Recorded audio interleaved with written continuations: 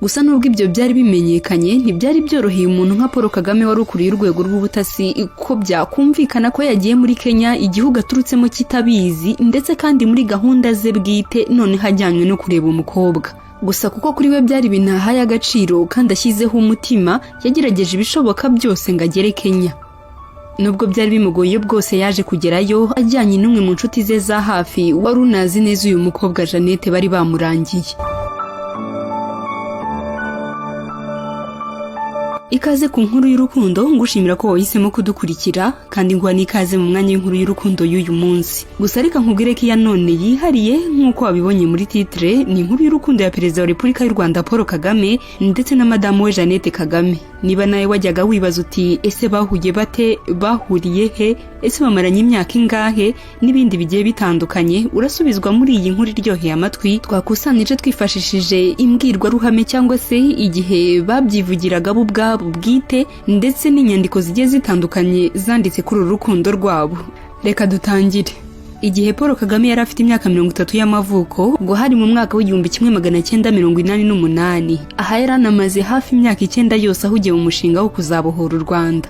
Byasaga n'ahatakinitekerezaho, ariko igihe cyaje kugera umutima uramukomanga, aza kugeraho yumva ko atagomba kuzaba wenyine ubuzima bwose, ahubwo ko mu mishinga afite agomba no gushaka umufasha uzamufasha ubuzima bwe, bakibaruka abana bakubaka n'umuryango, dore ko n'urungano rw'abenshi bari baranamaze kubigeraho muri ibi bihe. Ubwo icyo gihe Paul Kagame yahise apanga n'undi mushinga wo gushaka umukobwa mwiza umukwiriye, abifatanya n'undi mushinga yari asanganywe wo kubohora igihugu, nubwo bitari byoroshye kubifatanya nk'uko tugiye kubikurikira muri iyi nkuru. Rero nk'uko byari bimenyerewe mu muco w'icyo gihe, yiyambaje abo mu muryango we abasaba kumubera baranga, bakamurangira umugore mwiza umukwiye kuko watabonaga umwanya wo kumenyana n'abakobwa kuko yiberaga mu bya gisirikare cyane. Nyuma yo kubagezaho icyo cyifuzo rero ntibyatinze, umwe mu bari bafitanye isano na Paul Kagame amurangira ko hari umukobwa mwiza w'uburanga wavukiye mu gihugu cy'u Burundi, nawe mu buhungiro kubera amateka y'u Rwanda. Uwamumurangiye Perezida Kagame atashatse gutangaza, ariko bitaga shi mu kiganiro Paul Kagame yagiranaga na Stephen Kenza, ngo yamubwiye muri aya magambo ati uyu mukobwa yarize, ni umukobwa w'uburanga butangaje w'umuco kandi aracyari na muto rwose. Anongeraho ati yakubera umufasha mwiza nta kabuza. Ubwo Paul Kagame icyo gihe yarakuriye inzego z'ubutasi muri Uganda, ibintu byumvikanisha ko byari byoroshye cyane gukurikirana amakuru y'umuntu runaka ukaba wayamenya. Ubwo abo yayoboraga muri uru rwego rw'iperereza muri Uganda bamubwiye ko uwo mukobwa ubwo yari atakibana n'umuryango waho wahungiye i Burundi, ahubwo yari asigaye aba mu gihugu cya Kenya aho yari yarabonye akazi. Gusa nubwo ibyo byari bimenyekanye ntibyari byoroheye umuntu nka Paul Kagame wari ukuriye urwego rw'ubutasi ko byakumvikana ko yagiye muri Kenya igihugu aturutsemo kitabizi ndetse kandi muri gahunda ze bwite none hajyanywe no kureba umukobwa. Gusa kuko kuri we byari binahaye agaciro kandi ashyizeho umutima yagerageje ibishoboka byose ngo agere Kenya. Nubwo byari bimugoye bwose yaje kugerayo ajyanye n'umwe mu nshuti ze za hafi wari unazi neza uyu mukobwa Jeannette bari bamurangiye. Baje kumugeraho bamubwira ko bari bamunyuzeho kumusuhuza, cyane ko Jeannette yari anaziranye n'uwo bari bari kumwe. Gusa nanone kumubwira gutyo byari urwiyererutso kuko gahunda yari imwe, Paul Kagame yaraje kureba uwo mukobwa w'uburanga butangaje bamurangiye wazamubera n'umufasha. Nuko Jeannette abaha karibu. Niwo munsi wa mbere Paul Kagame na Jeannette bari barebanye amaso ku yandi, gusa ahangaha bose nta watekerezaga ko mu myaka iri imbere umwe azaba ari umukuru w'igihugu undi ari first lady impande ze. Nta wabikekaga rwose, nta n'uwakekaga ko hari icyabahuza. Stephen Kenza mu gitabo cye yakomeje agaragaza iyi nkuru ku mpande zose kuko yasaga n'uwatunguwe n'abashyitsi, gusa kuko bamusuye mu masaha ya saa sita z'amanywa ngo yakomeje gushakisha uko yabategurira ifunguro rya saa sita. Gusa ku ruhande rwa Paul Kagame ntiyabyakiriye kuko yavuze ko atari bubirye. Jeannette Kagame yakomeje gusaba yinginga, undi nawe aramutsembera avuga ko atari bubirye. Gusa Jeannette yaje kugira igitekerezo ko nibura niyo atafata amafunguro yenda yanywa amata. Umunsi umwe iyi nkuru yanayisangije abantu mu mujyi wa Los Angeles muri Amerika, ubwo hizizwaga ibirori ngarukamwaka ku nshuro ya 4 by'umuryango Heifer International ugamije kurwanya inzara n'ubukene. Ahangaha Madamu Jeannette Kagame yafashe ijambo ashaka kugaragaza uburyo inka yagize akamaro gakomeye mu mibereho y'abanyarwanda benshi nawe arimo. Ni nabwo yahishuye iyi nkuru mpamo ko ikintu cya mbere yazimaniye Paul Kagame bahura ku munsi wa mbere ari igikombe cy'amata. Yabivuze muri ubu buryo ati mu myaka myinshi ishize njye n'umugabo wanjye twahuriye muri Kenya, yari yahaje mu ruzinduko aherekejwe n'inshuti. nk'uko bisanzwe rero mu muco wacu nabasabye ko tubazimanira ariko arabyanga rwose yarabyanze pe. Ariko rero nubwo nari narakuriye mu buhungiro nari nzi ko mu muco wacu waba muto cyangwa se uri mukuru amato yakirana urugwiro n'ibyishimo. Icyo gitekerezo nkikigira nahise mbazanira igikombe cy'amata.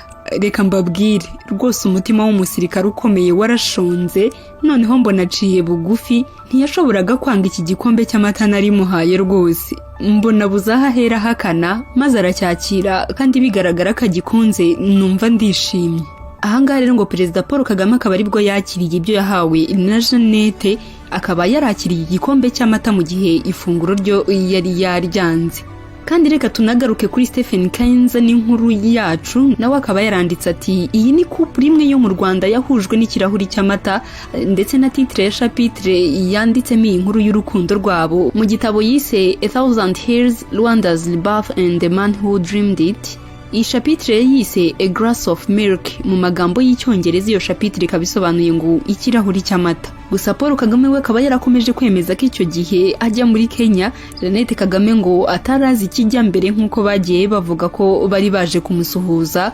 Gusa nk'uko bigaragara muri iki gitabo burya ngo Jeannette yarazi ikigenza Paul Kagame, kuko ngo umwe muri za nshuti hari uwamuriye akara k'impamvu izanye Paul Kagame, ngo ndetse anabakira yari yabimenye byose. Icyo gihe rero Paul Kagame mu gihugu cya Kenya ntiyahatinze kuko yaje guhita asubira mu kazi Uganda. Atahana nimero ya Jeannette ya telefone, ibiganiro byabo bikomereza kuri telefone, ari naho yaje kumusabira urukundo undi nawe ararumwemerera. Bakomeza kugaragaza ko bari bishimiranye bombi, bavugana kuri telefone, umwe ari mu gihugu kimwe undi ari mu kindi.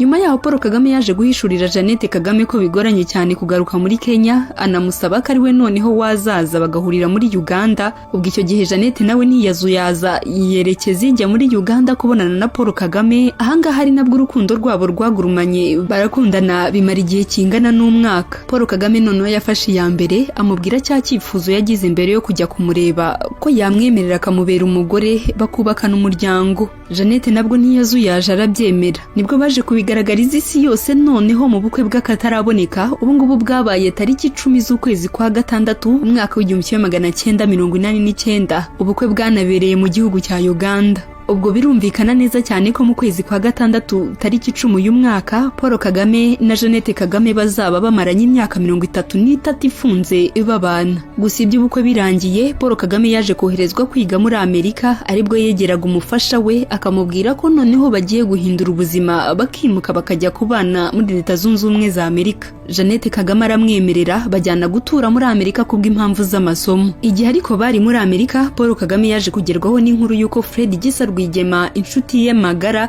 uyu bari barapanganye gahunda yo kuzabohora u Rwanda kuva kera na kare, yapfuye nyuma y'iminsi bari baranabimuhishe ngadati ishuri ritarangiye. Uwo munsi abibwirwa Madame Jeannette Kagame yaramwegereye abona ko koko yahindutse rwose. Nuko Jeannette Kagame wari unatwite icyo gihe aramwegera yitonze amubaza ikibazo afite. Paul Kagame yaramusubije ati nta kibazo mfite. Muri iki gitabo aha Paul Kagame yivugira ko yanze gukura umutima umugore we, cyane ko yaranatwita inda y'imfura ye. Yakomeje guhisha umufasha w'iyo nkuru y'incamugongo kuko yarazi uburyo Fred yari inshuti magara ya Paul Kagame. Gusa nanone ngo yari yanabuze aho ayihera yimubwira. Yakomeje kubimuhisha kugera igihe batandukaniye. Gusa nubwo yageragezaga uburyo bwose yereka umugore we kakomeye mbese nta cyabaye, akagerageza kwikomeza mu maso y'umugore we, ngiyo nkuru yari yamushinguye cyane bikomeye ku mutima, mbese imitima yamubanye myinshi. Ageze aho aza guhitamo agaruka mu Rwanda ngaza akomeza umushinga we w'igihe kirekire wo kubohora igihugu yari yarapanganye n'inshuti ye magara Fred Gisa Rwigema, uyu wari umaze kwicwa. Gusa nanone ibyo kujya ku rugamba yakomeje kubihisha umufasha we yakundaga cyane, agerageza gukora igishoboka cyose ngo bave muri Amerika atarangije amasomo ye hanyuma ajye ku rugamba.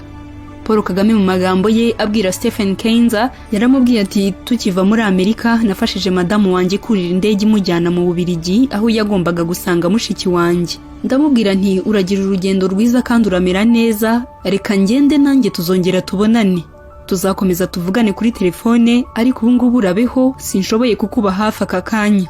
Byaramarangamutima akomeye cyane. Naramusezeye, gusa ngeze imbere nasanze aho twari yari yahibagiriwe isakoshi yarimo ibyangombwa byose. Nuko nsubira inyuma njya kubimuha.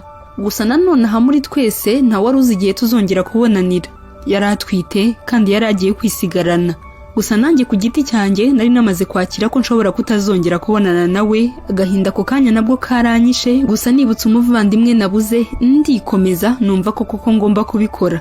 Sinamuhishuriye ko ngiye ku rugamba, ariko nkeka ko nawe yabiketse kuko yarazi ko ariyo gahunda mfite igihe kirekire kandi ntiyiyumvishaga uburyo ndi kumuhisha cyane. Nawe ahitamo kutabimbazaho cyane.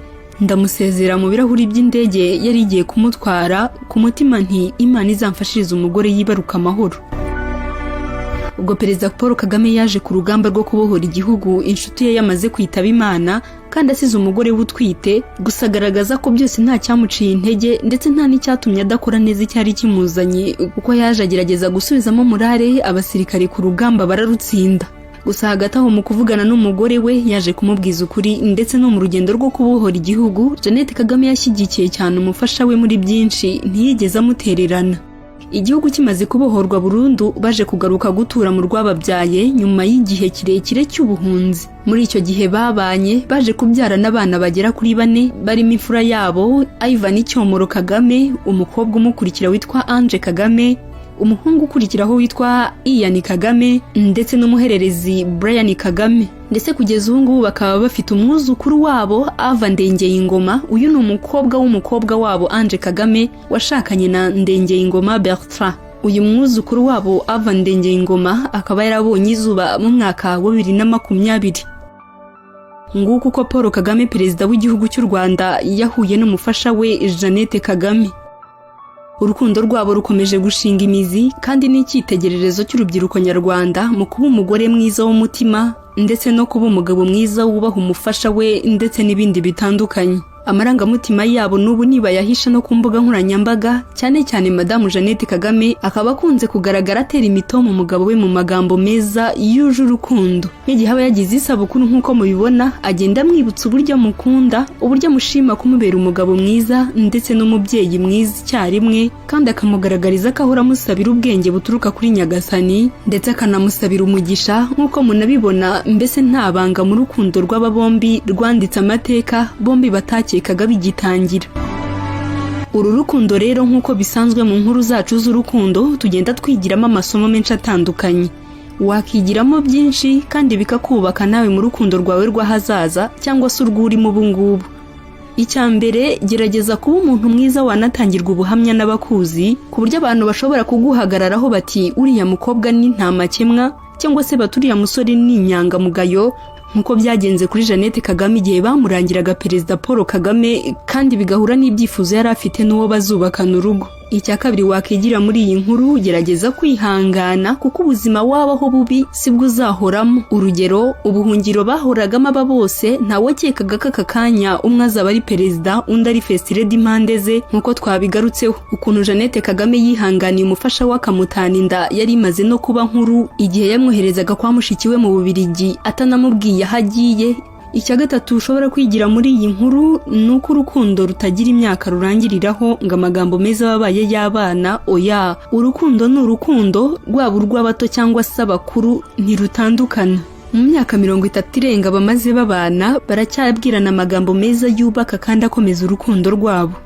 Aha ntuzanibeshye yenda ko kubera inshingano nyinshi umuryango nta mwanya wawe cyangwa se ngo iby'urukundo ntibizakureba. Oya, muranabibona kandi twabirebyeho cyane ko umwanya w'akazi uba ari uw'akazi ndetse n'umwanya w'umuryango ukagerageza kuboneka, kuko umuryango ari wo shingiro ry'ubuzima muri rusange. Urugero duhabwa na Perezida wa Repubulika Paul Kagame n'umufasha we Jeannette Kagame. Ngereka nkubwire ntigira amahoro kandi uhirwe mu rukundo, nanjye ndagukunda, niyo mpamvu mba ngushakira ibyiza birimo ibikungura ubumenyi ndetse n'ibigusanira umutima. Wakoze kubana n'inkuru y'urukundo. Bye.